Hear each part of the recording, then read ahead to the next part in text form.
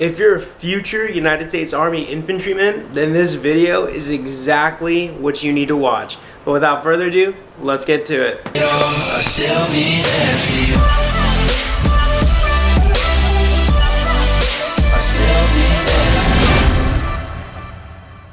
What is up, guys? So like I just said, if you're planning on going into the infantry in the United States Army, or you're about to leave to go to Fort Benning for your infantry training, you have got to know that there's going to be no more shark attack, which I covered in last week's video. But today we're going to talk about specifically what is replacing the shark attack, and that is the first 100 yards, right? I hit on it a little bit back in my other video that I posted last week. If you guys want to check that out and go over the full reason as to why they're not doing the shark attack anymore, you can go ahead and check that video out. I'll put it somewhere up here on the top or in the description box below, but that is there.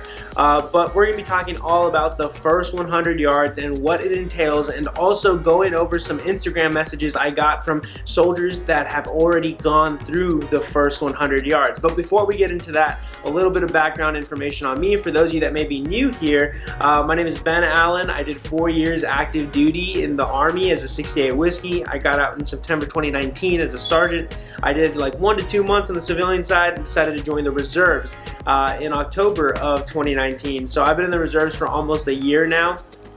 It's been a fun experience, so now I have that active duty knowledge and that reserve knowledge. So if you guys have any questions whatsoever, feel free to hit me up in the comment section down below or on my Instagram. I answer every single message I get through Instagram. So my handle is at Ben_Allen175. It is the best possible place to get in contact with me.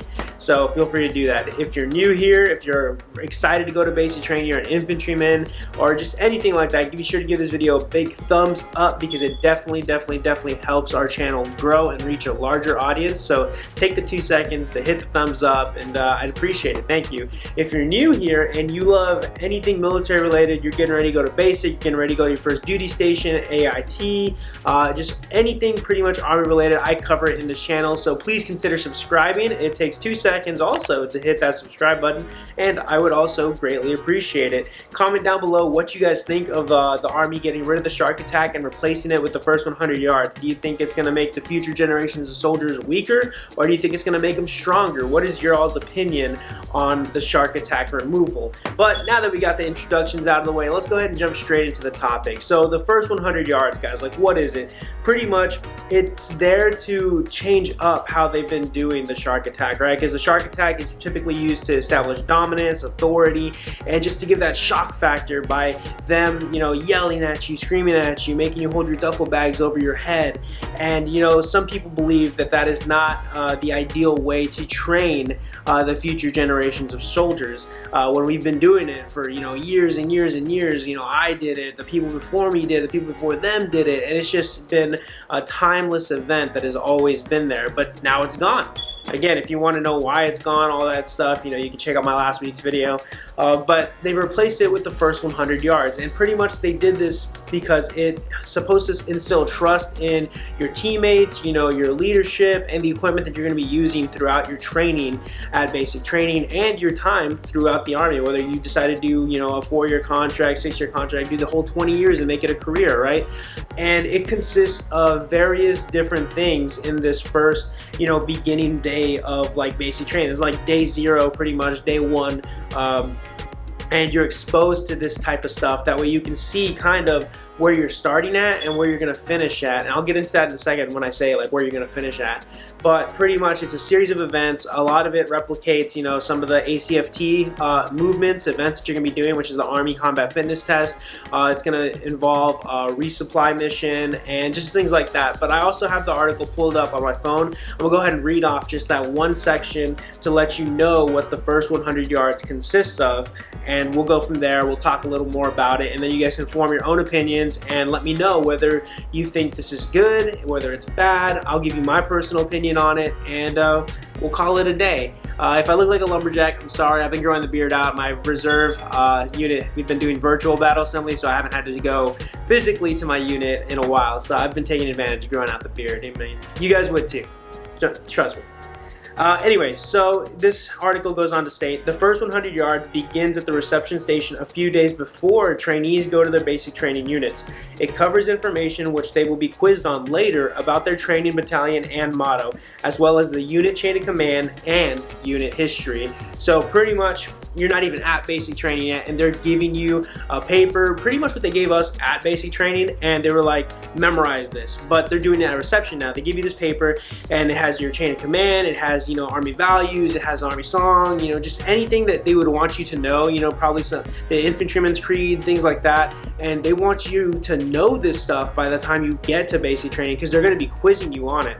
And should you not answer a question correctly, they're probably going to do what they did to us when we answered a question wrong. They're gonna make you do corrective training. Corrective training is just a fancy word for smoking you, which is where they make you do push-ups, sit-ups, sprints, all that stuff. That's still a thing, right? But it goes on to say, on day one of basic training, trainees are organized into platoons and given a resupply mission, requiring each platoon to work as a team to complete an essential operation, Fortenberry said in the video, which shows footage of trainees running with boxes of meals ready to eat. So pretty much this goes into the resupply mission, right? And this is to build up the teamwork. And you guys will probably do this later on in basic training too, but we have like the confidence course, and we're usually separated into teams, and we have to navigate this course, as a group of like 4 to 5 to 6 people. And some of it's like puzzling. You got to figure out how to use the equipment you have with you, the people you have with you, to get across these obstacles. And this is, to me, this sounds like what that's trying to emulate, because it's building the trust in your teammates to see if you can work with individuals that you've probably only met up until this point, like this exact day. Like, you're can too, right? I was like, yeah, I'm Alvarado, cool. Looks like we're teammates. And so you got to like do this and working with individuals you've never worked with before. So that, to me, that's a good thing. It's building up that trust with future service members that you're going to serve with. It goes on to say, platoons then conduct events from the new Army Combat Fitness Test, which is scheduled to replace the Army Physical Fitness Test across the Army on October 1st. It's already past October 1st, right? They do the leg tuck, hand release push-ups, and the standing power throws, performing as many reps as possible for a combined platoon score, Fortenberry said. And pretty much like this means like whatever your team is, whatever like platoon you're broken up to, like you guys are gonna be doing reps after reps after reps, and whatever platoon has the highest amount of reps added together between everybody in that platoon is technically gonna be the winner of that event. You know what I mean? And that's crazy. The leg tuck, the hand release push up, and the standing power throw, those are all some pretty good movements from the ACFT. The leg tuck, I've been hearing a lot of people have been having trouble with that.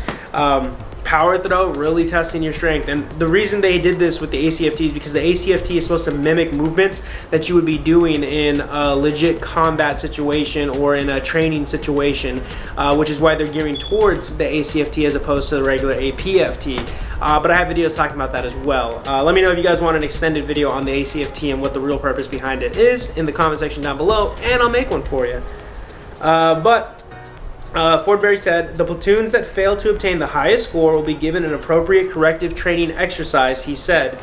Drill sergeants will also quiz trainees about the information they learned at the reception station and dole out corrective training for incorrect answers. So like we talked about, like a couple minutes ago, you get a question wrong, corrective training. You don't get the highest score, corrective training. That could mean a number of things. It could mean push-ups, it could mean sit-ups, it could mean sprints, it could mean whatever the drill sergeants can think of pretty much to correct the deficiency and make sure you get it right the next time. You know what I mean?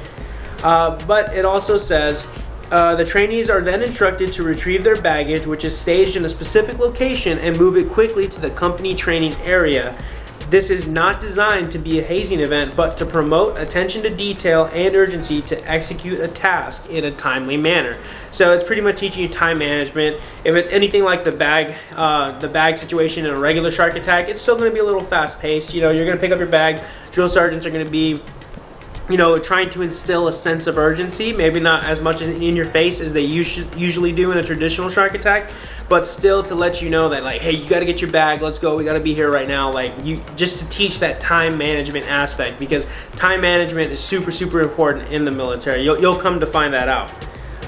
But it also comes to demonstration by a squad of infantry in full battle rattle moving with M4 carbines and other weapons through smoke and pyrotechnics. Pretty much full battle rattle means you're wearing all your gear, your ACH, your helmet, and your IOTV, which is, you know, your plate carrier pretty much. And, you know, they'd have their weapon as well. And this is like from being demonstrated by the drill sergeants there to show you, you know, like once you finish infantry OSINT, once you finish all your training, this could be you. Like, you could be clearing buildings, you could be maneuvering just like them. And I think that portion's cool because it shows you, you know, where you're starting from through the whole experience, because you're brand new. You don't really know a whole lot of maneuvers yet. You don't know a whole lot about the infantry yet. But then they come and show you with this demonstration, and it's like, whoa, I can get there one day. And that kind of just, to me, it's a little bit of a motivator. And I think that's what they were trying to go with it, which is a good direction, because it's showing you the right way to do something. It's showing where you could possibly be if you commit and focus to the training they're trying to give you and teach you. And it even says right here, the Infantry Demonstration Squad inspires the trainees to stay the course and complete the last 100 yards of training. The first 100 yards concludes with the drill sergeants marching trainees to their platoon base to begin what will be the first 2 weeks of the isolated training known as controlled monitoring as a part of the COVID-19 safety protocols the Army began in the spring. And that pretty much ends what the first 100 yards is, guys. It goes from, like, you know, that first day, and then it goes into the actual yellow phase, which I have a video on. It's brand new as well. There used to be just red, white, and blue phase, but they added the yellow phase as a monitoring period to make sure nobody had COVID symptoms and things of that nature. But that's what the first 100 yards, guys. It's pretty much there to teach you, you know, like the basics. It's to quiz you on your infantry knowledge. It's there to build you guys up as a team, to let you know that you can trust the person to the left or the right of you. And I also got a couple messages from people that have gone through it, and from their first-hand experience, they said it was pretty much like that, you know. The only thing in there is, you know, the actual, like, nitty-gritty portions. Like, there was people that were, you know, were falling out, couldn't do it, couldn't carry the supplies. You know, they were complaining. They were like, oh no, it's too hard. I can't go on with this. And, you know, just kind of like overreacting to the situation. Again, it's your first day of basic training, so you're not like fully used to that lifestyle. You're not fully used to carrying heavy objects. Because I don't know if you guys ever carried an MRE box. You know, that thing, it adds up. It's light, but it's heavy at the same time. If you're carrying at least like 2 at the time, it can add up depending on your strength capabilities. But still, so, and just, you're going to be using litters, you're going to be using all that type of stuff, guys. It varies on base. I'm pretty sure they'd have different types of movement options, you know, whether it's a crate, whether it's a litter. I would use a litter like a lot of time to move a lot of stuff when I was active duty.